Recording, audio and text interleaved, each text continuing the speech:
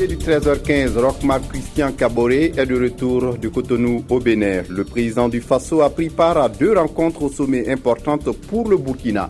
D'abord, celle des pays membres de l'UEMOA et de l'autorité du bassin du Niger. Des décisions importantes sur les facilités en matière d'échanges commerciaux, mais aussi de la paix et la sécurité dans la sous-région. Les conclusions des 2 rencontres dans cette édition.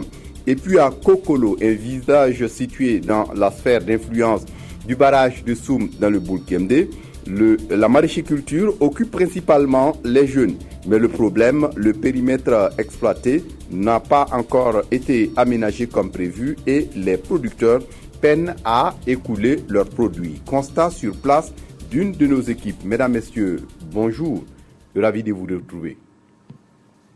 Le président du Faso est rentré hier en fin de soirée de Cotonou au Bénin où il a pris part aux travaux du 19e sommet de l'UEMOA. Roch-Marc Christian Kaboré et ses pairs de l'espace communautaire ont pris la décision de proroger le mandat des commissaires et du président de la commission de l'UEMOA pour 6 mois. Les chefs d'État ont également décidé du renforcement du processus d'intégration. C'est Alassane Ouattara de la Côte d'Ivoire qui a été élu à la tête de la conférence des chefs d'État. Le président ivoirien qui s'engage à œuvrer à l'accélération de l'intégration et d'offrir les facilités en matière d'échanges commerciaux. Il promet aussi travailler à instaurer la paix et la sécurité dans l'espace communautaire. Retour sur les conclusions de la rencontre avec Godefroy Bazier et Jean-Eudes Bayala.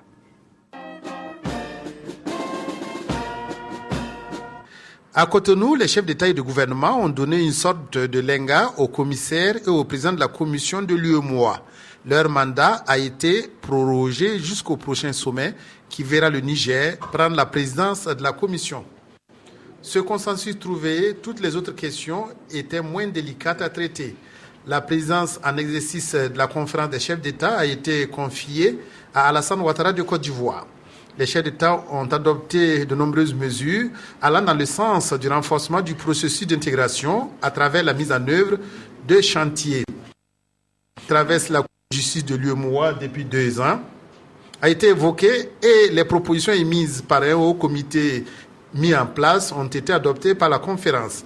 Les chefs d'État ont décidé d'assumer leurs responsabilités en rappelant, je dirais, tous les magistrats qui avaient été désignés à cette Cour de justice et en procédant à leur renouvellement. Je pense qu'il est inadmissible que des dossiers traînent au niveau de cette Cour, n'ait pas de solution.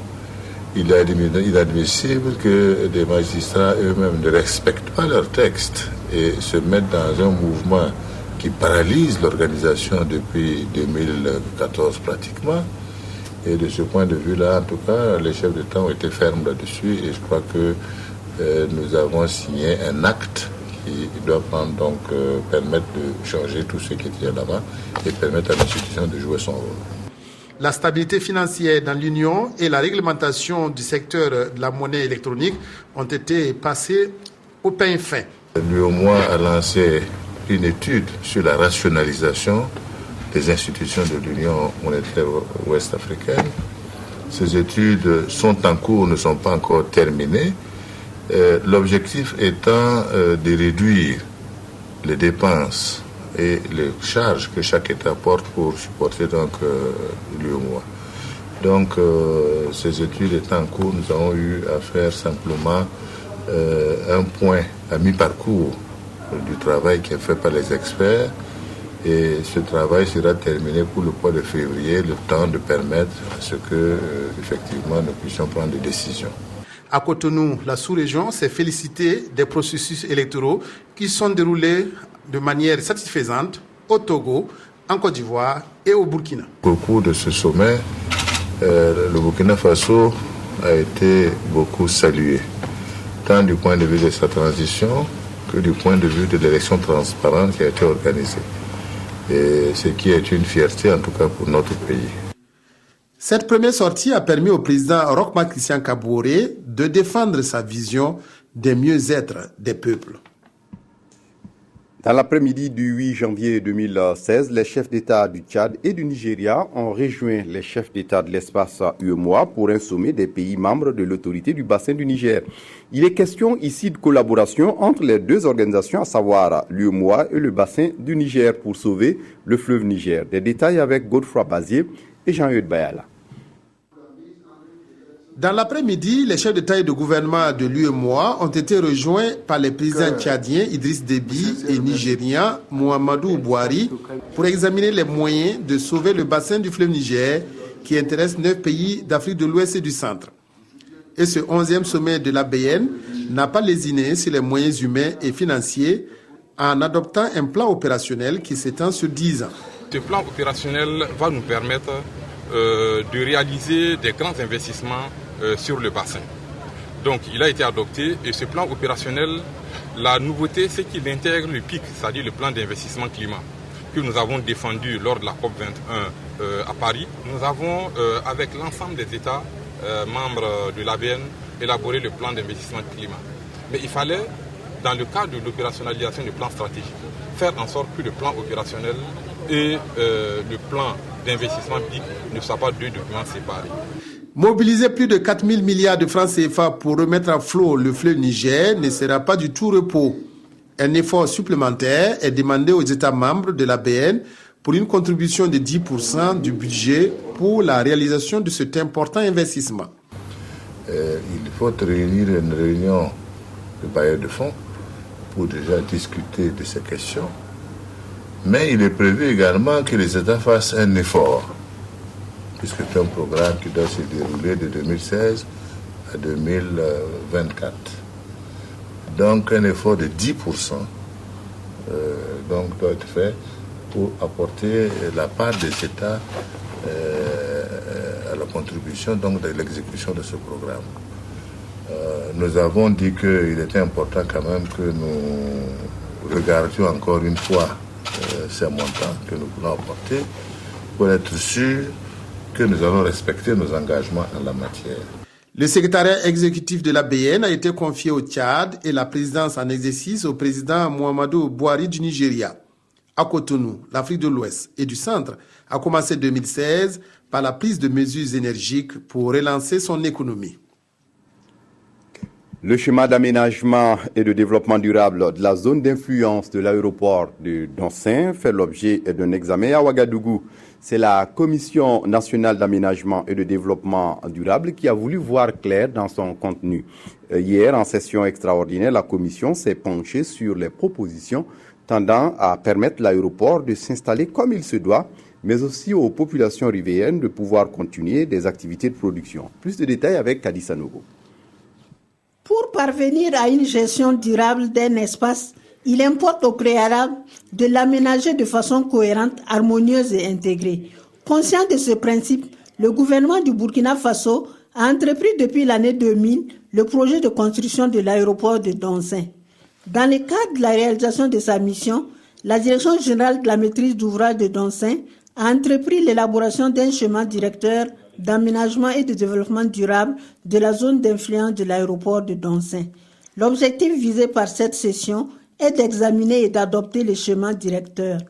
Cela est d'importance parce que pour l'utilisation de notre territoire national, la loi prévu des schémas d'aménagement du territoire.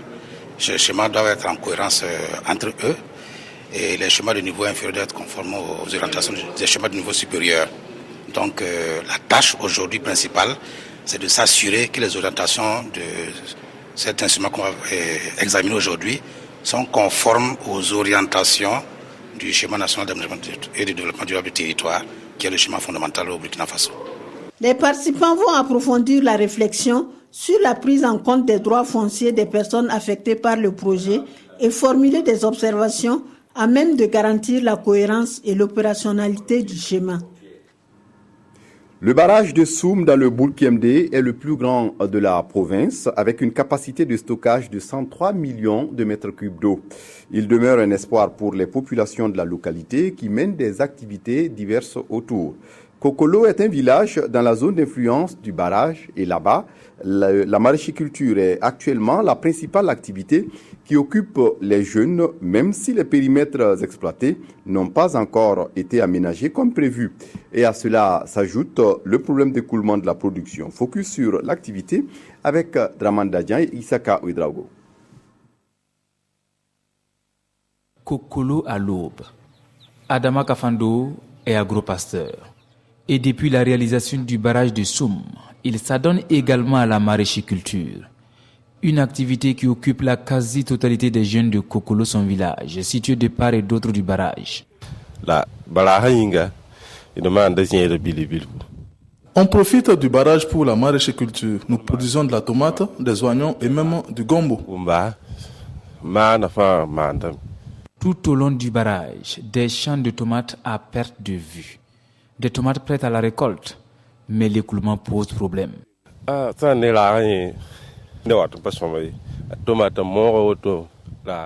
Nos tomates sont bien mûres, mais pas d'acheteurs.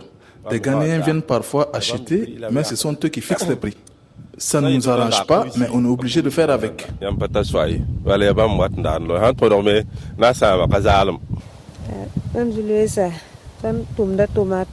L'écoulement pose vraiment problème. Nous demandons de l'aide. Pour les producteurs de Kokolo, cela s'explique par l'enclavement du village. Un seul producteur peut se retrouver avec plus de 100 caisses de tomates. Il ne peut donc pas les amener en ville à vélo. Autre préoccupation, ici la production se fait de façon artisanale, sans le moindre aménagement en effet. Chacun y mène son activité à sa guise. Donc,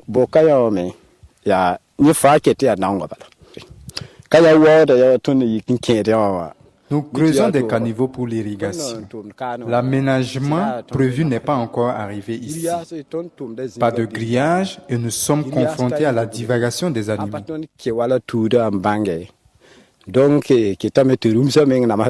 Un projet d'aménagement du périmètre irrigué du barrage de Soum est en cours. Le lancement est intervenu en mars 2009.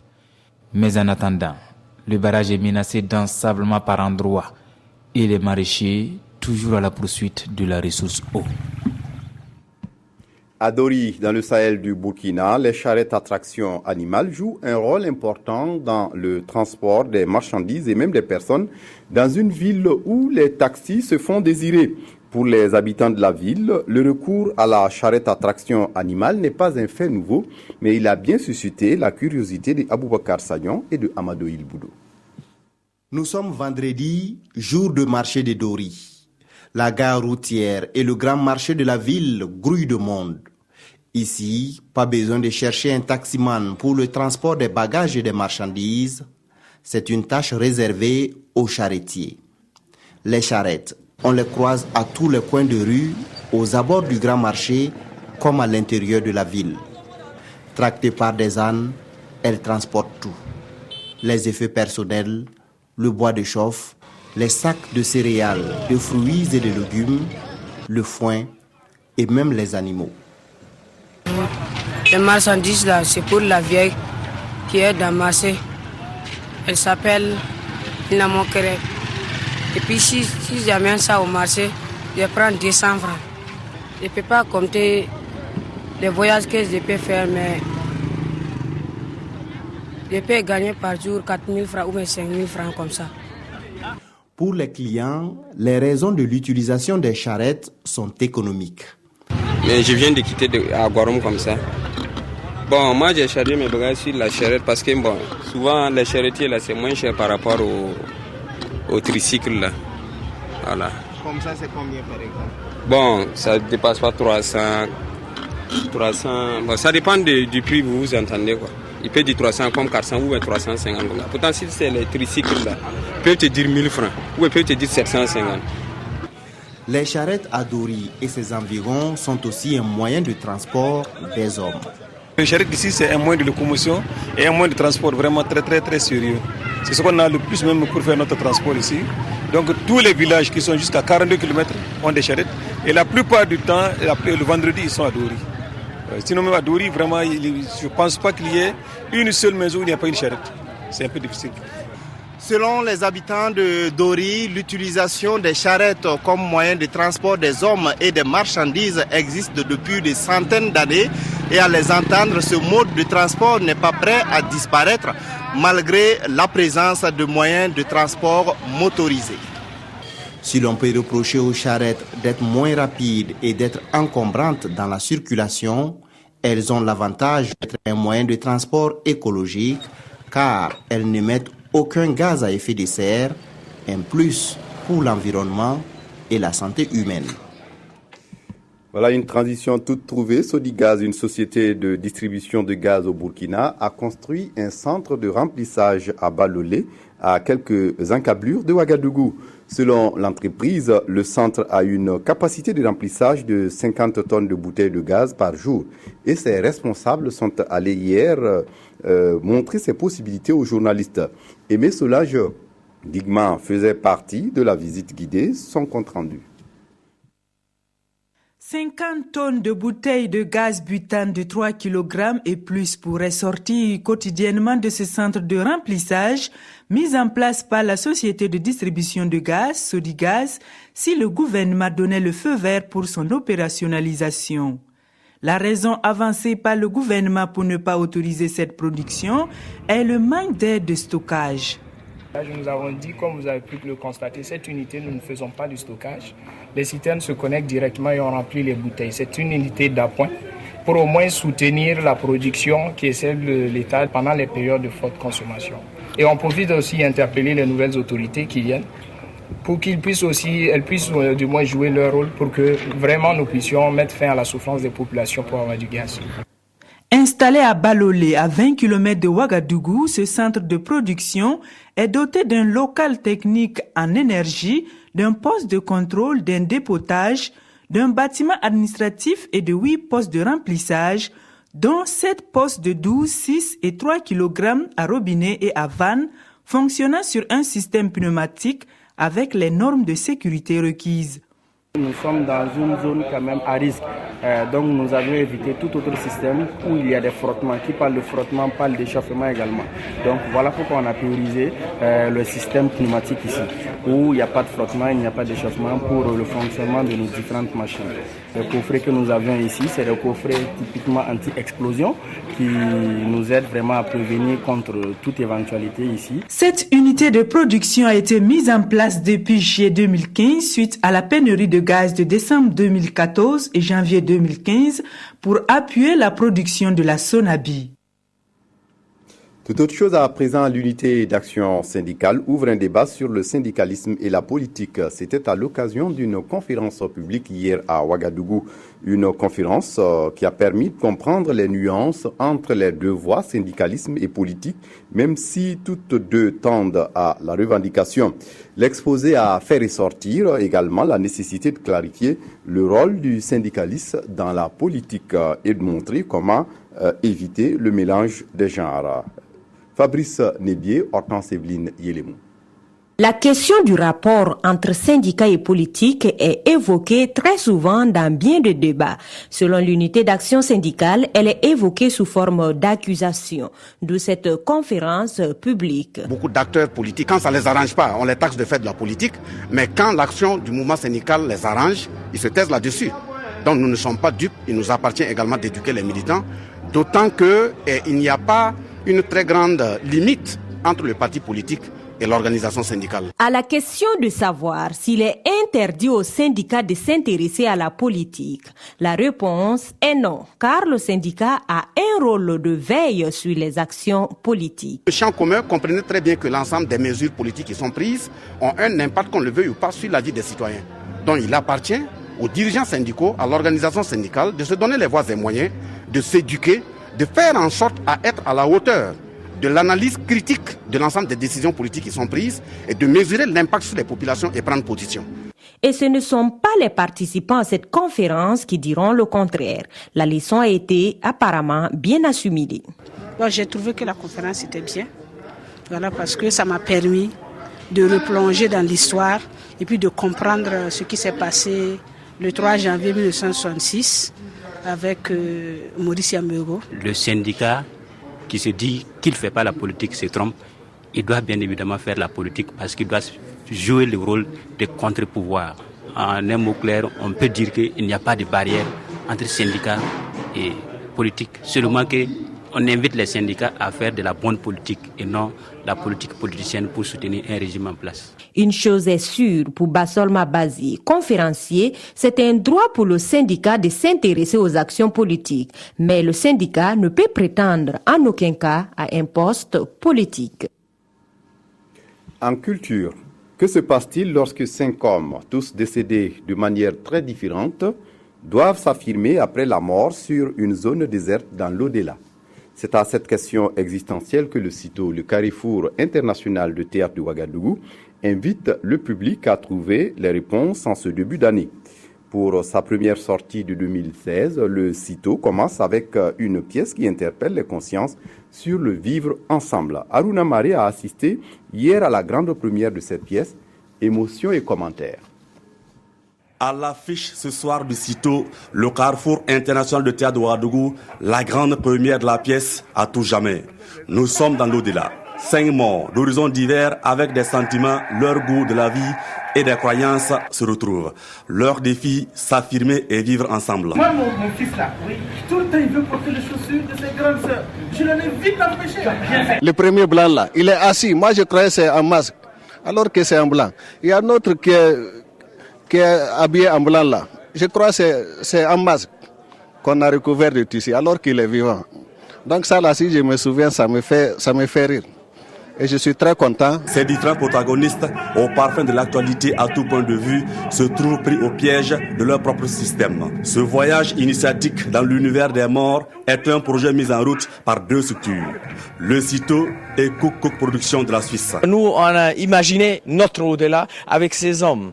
Et naturellement, on a aussi voulu dire que l'homme actuel, c'est toujours lui encore qui gère toutes les choses politiquement, socialement, et peut-être aussi ça, il faut un peu changer.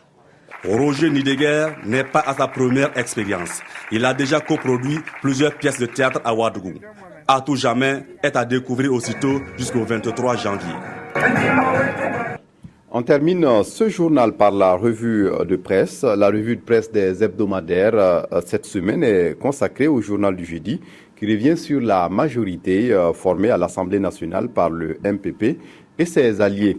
L'hebdomadaire satirique se questionne également sur l'avenir des membres de l'équipe dirigeante de la transition qui s'est achevée le 29 décembre 2015. Revue de presse signée ici Issa Lankwande. Le journal du jeudi revient sur la question de la majorité présidentielle formée par le MPP et ses alliés à l'Assemblée nationale.